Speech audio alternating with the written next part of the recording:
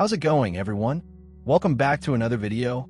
Today, we're going to be making a brand new type of fertilizer using fruits and a few simple household ingredients.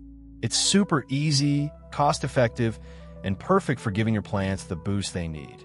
Let's get started. What I have here is an orchid that a friend recently gave me. Now, unlike the orchids we've worked on in previous videos, this one isn't completely on the verge of dying. At first glance, the plant still looks relatively healthy. The leaves are firm to the touch, holding their shape nicely, and the overall structure of the orchid seems stable. That's a good sign because it means the plant still has enough energy stored in its system to keep itself going. But if we take a closer look, you can start to notice the early signs of stress. Some of the leaves have small, dry patches forming along the edges, almost like the tissue is starting to thin out. In a few places, the green color is fading slightly into a pale yellow, which is usually a sign the plant isn't getting enough nutrients or is struggling to regulate moisture.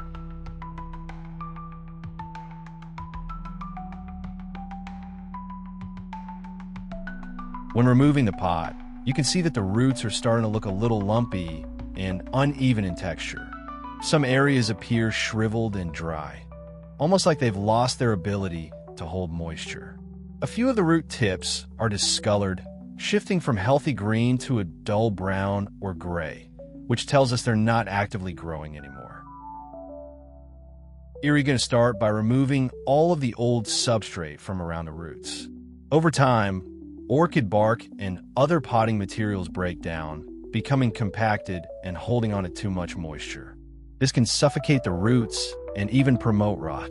Gently shake the orchid free of the old material, making sure to get between the roots and clear out as much as you can.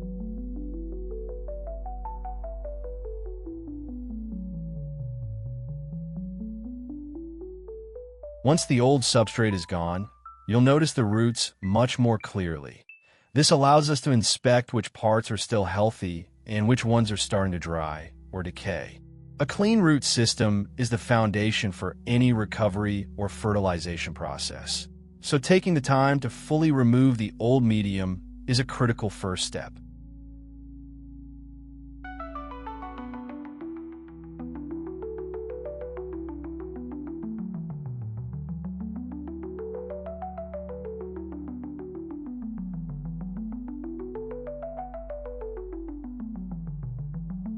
Now grab a clean pair of shears or scissors. Make sure they're sterilized with rubbing alcohol so we don't spread any infection, and begin trimming away the old or unhealthy parts of the plant. For the most part, this means cutting off dried, shriveled, or mushy roots that are no longer capable of absorbing nutrients. You'll recognize them by their brittle texture or dark, discolored appearance. Occasionally, you may also find older leaves that are starting to yellow or show damage, as well as flower spikes that have already bloomed and dried out. These should be trimmed away as well, since they only drain energy from the orchid without offering anything in return. By carefully removing these old parts, we free up the plant's energy and allow it to focus entirely on strengthening its healthy roots, developing fresh leaves, and preparing for future blooms.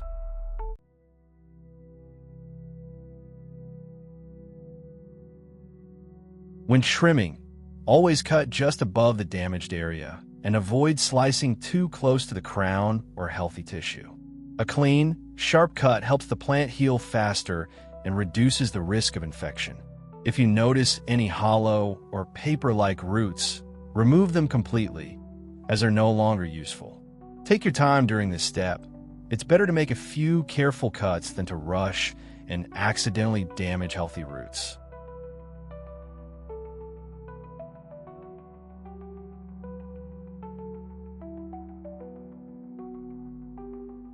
Now we're going to clean the orchid with a gentle spray of water.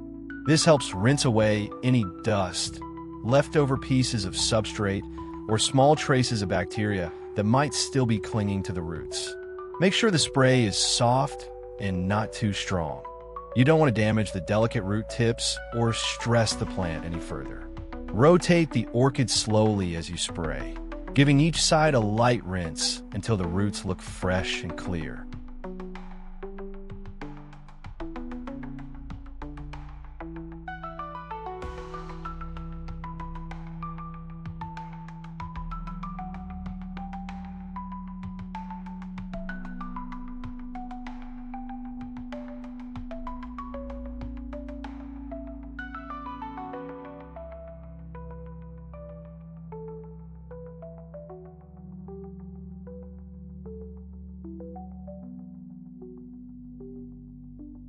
Now we're going to carefully pat the plant dry using a clean handkerchief or tissue. Be gentle here. You don't want to rub too hard and risk damaging the delicate roots or crown. Instead, lightly dab away the excess water, especially around the base of the plant and any freshly cut areas, since lingering moisture there can encourage rot or fungal growth. The goal isn't to make the plant completely dry, but just to remove the extra water sitting on the surface.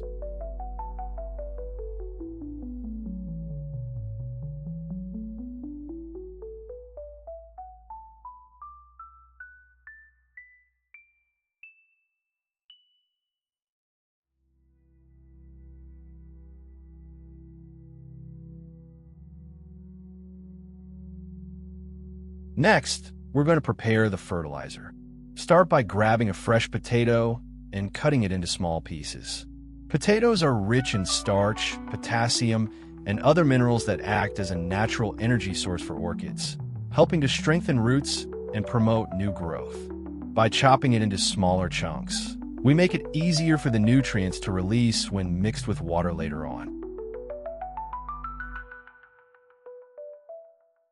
Try to slice them into thin cubes or small chunks, about the size of a sugar cube, since smaller pieces will break down faster in water, allowing the nutrients to be extracted more efficiently. As you cut, check the potato carefully and remove any spots that are bruised, discolored, or starting to rot.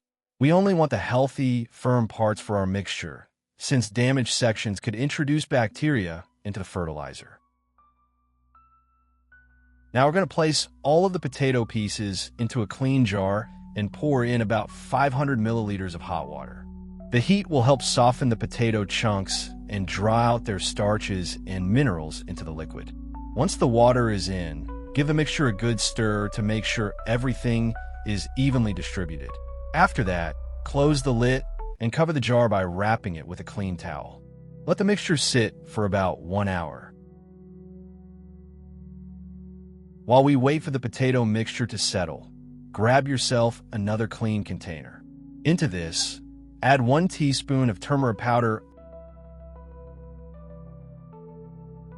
along with 500 milliliters of clean water. Turmeric is a powerful natural antibacterial and antifungal agent. Stir the mixture thoroughly until the turmeric is fully dissolved and the water takes on a bright golden color. Once that's done, close the lid securely and let it sit for about 30 minutes.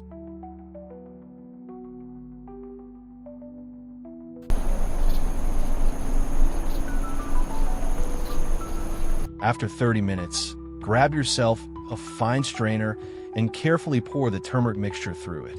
This will help separate any particles or clumps that didn't fully dissolve, leaving behind a smooth, golden liquid.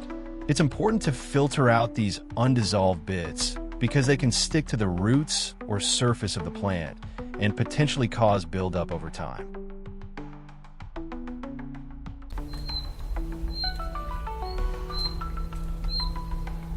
After another 30 minutes, our potato mixture should be ready. Take your strainer and place it on top of the container holding the turmeric solution. Slowly pour the potato mixture through the strainer so that only the liquid passes through and blends with the turmeric water. The potato chunks will stay behind, leaving you with a clean, combined solution. By filtering it this way, we make sure the mixture stays smooth and free of any solids that could spoil, while also merging the nutrient from the potato with the protective properties of the turmeric. Now grab a small cup and scoop out a portion of the solution. Working with a smaller amount keeps the main batch clean and ensures we don't waste any of it. Next, take a clean tissue or soft cloth and dip it into the liquid, letting it soak thoroughly until it's fully saturated.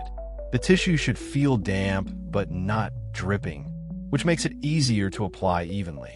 With the tissue ready, begin gently brushing it across the surface of the orchid's leaves.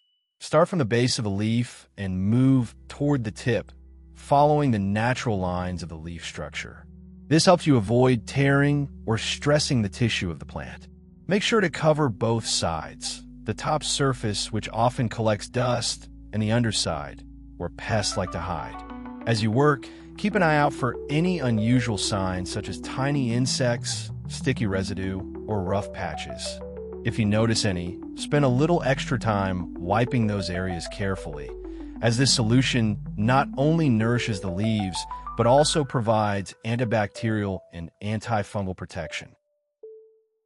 Next, grab a larger clean container and carefully pour the prepared solution into it. Gently set the orchid into the container, making sure the roots spread out naturally instead of being tightly bunched up. This ensures every part of the root has direct contact with the nutrients in the mixture. Once the plant is settled, we're going to leave it in the solution for about 25 minutes. During this time, the roots will soak up the nutrients from both the potato and turmeric. After 25 minutes, carefully lift the orchid out of the container, letting the excess solution drip back down. Take your time here. Next, grab a clean tissue or soft cloth and dip it once more into the same solution. Gently press it against the roots and give them a few light rubs.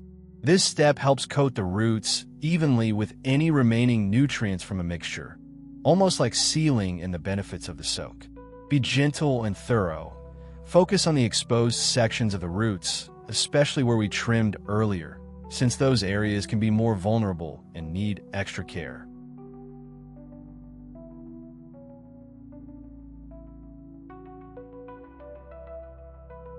Now we're going to proceed with using cinnamon powder, which acts as a natural antifungal and antibacterial treatment.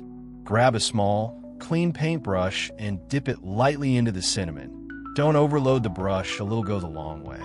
Carefully dab or brush the powder directly onto the trimmed areas of the plant, especially the freshly cut roots and any exposed tissue. This helps seal off those vulnerable spots, reducing the risk of infection or rot while the plant starts to recover. Make sure you cover all the open cuts evenly, but avoid dusting too much onto the healthy green roots or leaves, since cinnamon can sometimes dry them out. You can also use this solution to care for your other orchids around the house. Simply dip a clean tissue into the mixture, let it soak for a moment, and gently rub it across the leaves. This not only cleans the surface, but also allows the plant to absorb a light layer of nutrients through the leaf pores.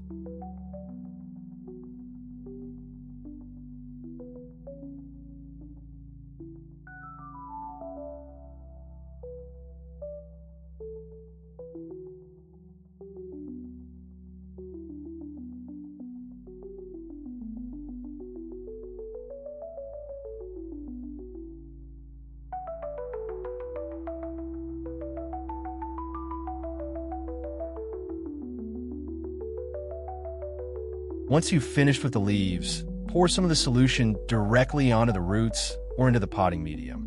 This gives the roots immediate access to the vitamins and minerals, helping strengthen the entire plant. Now let's go back to our main orchid and prepare a brand new home for it. Start with a clean pot that has plenty of drainage holes at the bottom. Now we're going to start filling the pot with orchid-grade pine bark. This medium is perfect because it allows for excellent drainage and plenty of airflow, keeping the roots from suffocating or sitting in stagnant water. Begin by adding a first layer of bark at the bottom of the pot. This acts as the base, making sure the orchid's roots don't touch the very bottom where water tends to collect. As you add the bark, try to spread it evenly and keep it loose rather than packing it down tightly. Orchids need their roots to breathe, and compacting the bark too much would reduce that vital airflow. A light, airy fill is always better than a dense one.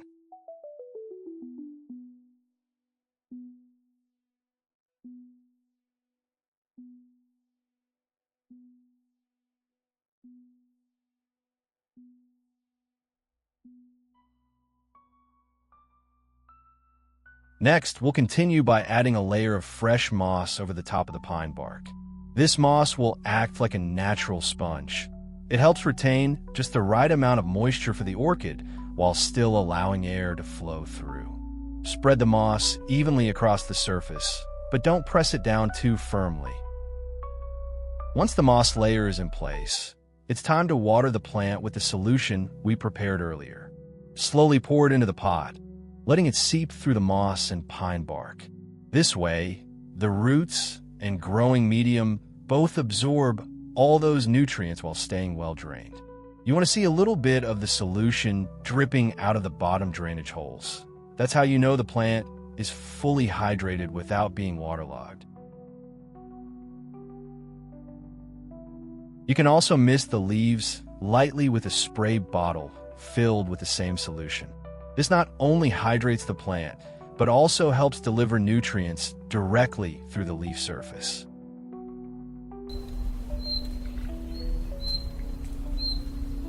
After 1 month, you can already see some very encouraging progress with our orchid. When we first started, the roots were lumpy, dried out, and fragile, but now many of them have turned a healthier shade of green and are noticeably plumper, showing they've been actively absorbing moisture and nutrient from the homemade fertilizer. Some of the roots even have brighter green tips forming, which is one of the clear signs that new growth is on the way. If we take a closer look at the crown of the plant, we can spot tiny new shoots beginning to emerge. These little growths might not look like much right now, but they're a very promising indicator that new leaves will eventually develop, replacing the old, damaged ones. The base of the plant feels firmer and more stable in the pot compared to before, which tells us the orchid has started to re-establish itself in the fresh pine bark and moss. The leaves that were once showing signs of drying and stress are still recovering slowly, but they look far less brittle than before. Regular misting has helped keep them supple and hydrated, giving the orchid extra strength to push out new tissue. Even a moss covering the top layer of the pot is playing an important role. It's holding just enough moisture to keep the roots from drying too quickly, while the pine bark underneath ensures everything remains well aerated. Together, they're creating a balanced environment where the orchid can heal at its own pace.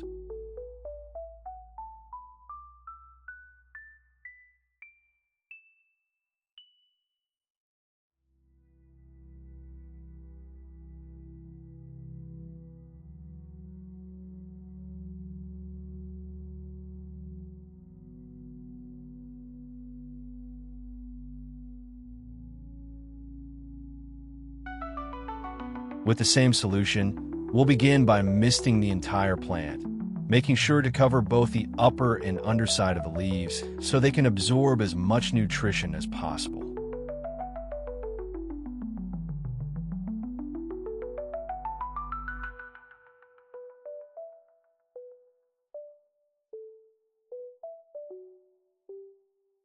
After that, take the remaining solution and pour it gently into the pot, allowing it to soak through the moss and pine bark until you see a little draining from the bottom.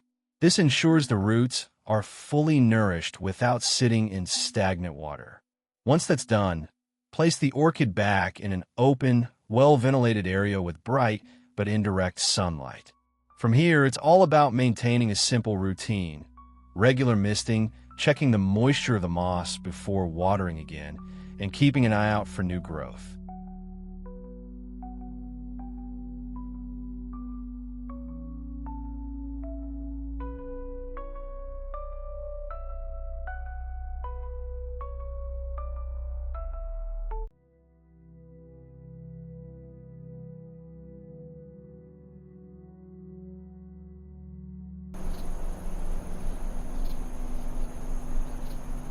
And there you have it.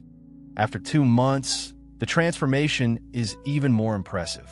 The orchid, which once had weak and drying roots, now shows a healthy network of plump, green roots firmly gripping onto the pine bark. Many of these roots have bright green tips, a clear sign that the plant is actively growing and thriving in its new environment. At the crown, those tiny growths we noticed earlier have developed into fresh, young leaves. They're a lighter green compared to the older ones, which tells us they're brand new and full of energy. The plant as a whole looks more upright and stable, no longer fragile or on the verge of collapse like when we first started. I hope you found this video useful and maybe even inspiring for your own orchids. If you did, don't forget to give it a like and share your thoughts or tips in the comments down below. I'd love to hear about your own orchid care routines. And if you're new here, consider subscribing so you don't miss out on more plant care guides and homemade fertilizer recipes.